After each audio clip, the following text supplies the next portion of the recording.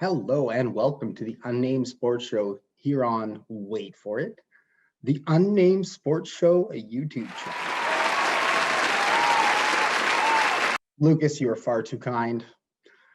So today I wanted to give everyone a little teaser of the best of the Unnamed Sports Show 2020 Part 1 that will be coming out tomorrow morning at 10 a.m.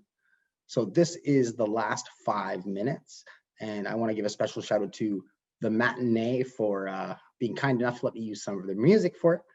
Make sure that you stay tuned tomorrow, like I said, for the full video, but wanted to give everyone a little bit of a teaser before we have the full thing come out. So before I show you the teaser, make sure that you like and subscribe down at the bottom. Make sure to hit that notification button, and don't worry, I won't be going anywhere from Sports Talkline. Everything will still be coming out from my show on Sports Talkline, but just some of the longer stuff we're going to run here too as well on the Unnamed Sports Show channel. So I really hope that you enjoy this little teaser because we had a lot of fun making this, and I had a lot of fun in all my shows. So thank you very much for joining me today here on the Unnamed Sports Show, and enjoy. Guess who scored again? Alfonso the Roadrunner Davies. Okay, it was a bit of a ticky-tack goal, but I'll take it. Like you, I am based on Vancouver Island for most of the year.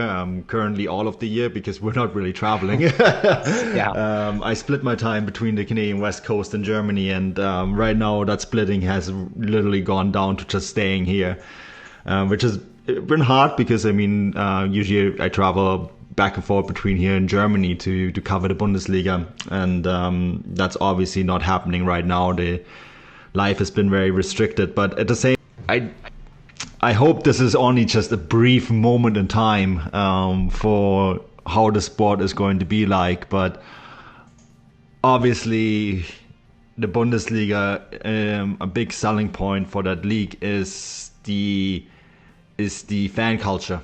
And fan culture is currently not happening, and that's a sad reality of this virus. It lives and strives in big crowds, and big crowds is just something that we can't have in the Bundesliga.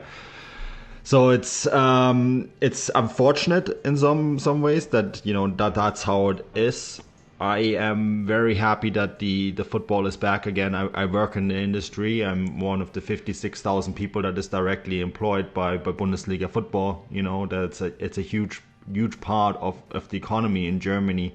It's a big part of the economy worldwide. Sport in general is a big part of the economy worldwide. So like every other industry, it's tried to come back and survive in these very difficult times. And I'm glad that the Bundesliga has found a very good way of dealing with it. I mean, I was in close contact with the DFL, the governing body of the Bundesliga.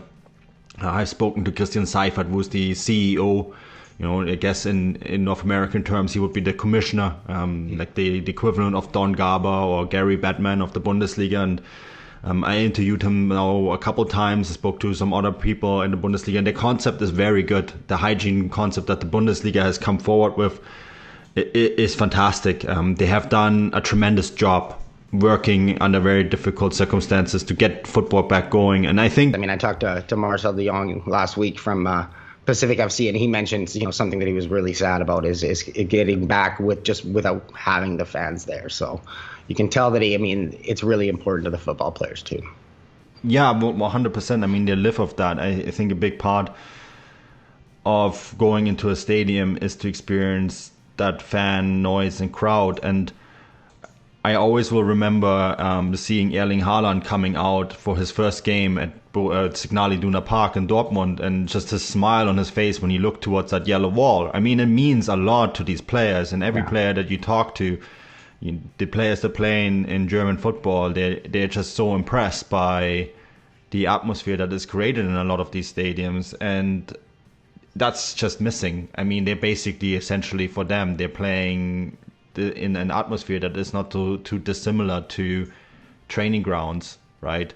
And that must be very difficult. Besides MLS, Bayern Munich, congratulations to them. They clinched their 8th consecutive Bundesliga title on Tuesday with a 1-0 win against Verder Brendan. Congratulations to them.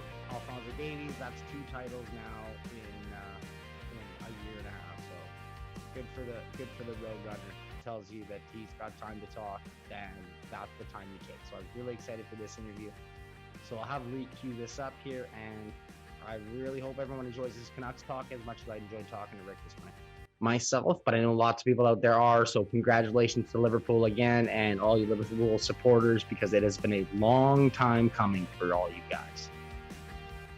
Hey, Joshua, before we even talk about the MLS and the schedule, I love your setup, but there's a Liverpool flag back there, a scarf, pardon me.